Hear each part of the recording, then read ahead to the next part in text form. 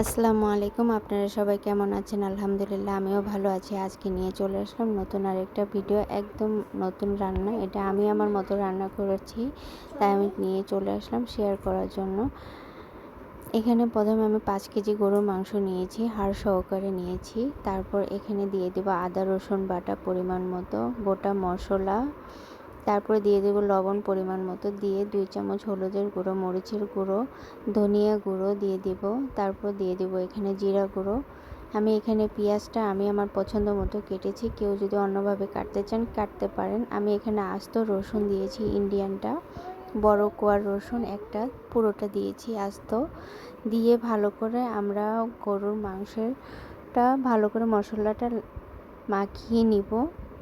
মাখিয়ে নেওয়ার পর এখানে আমি পরিমাণ মতো তেল দিয়ে দিব। এটার সাথে কোনো পানি অ্যাড করব না। তারপর আমরা সরাসরি চুলায় বসিয়ে দিব, ডেকে রান্না করব কিছুক্ষণ রান্না করার পর এটা থেকে পর্যাপ্ত পরিমাণ পানি উঠে যাবে।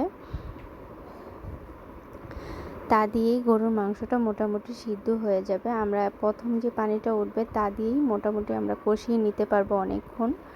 কষানো কিছুটা হয়ে গেলে আমি এটাতে দিয়ে দেব লেবুর খোসা।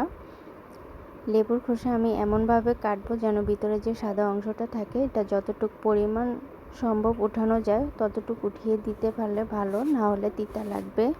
ওটা লেবুর খোসাটা দেওয়ার পর আমি এখানে 2 কাপ পরিমাণ পানি দিয়েছি, এর বেশি আমি আর পানি দিব না তারপর আমি এখানে কিছুক্ষণ কষিয়ে নিয়ে আবার কিছু পেঁয়াজ দিয়েছি, তারপর দিয়ে দেবো আস্ত কাঁচামরিচ, দিয়ে আমি আরও ভালো করে কিছুক্ষণ নেড়ে চেড়ে আমি আরেকটু কষিয়ে নিব।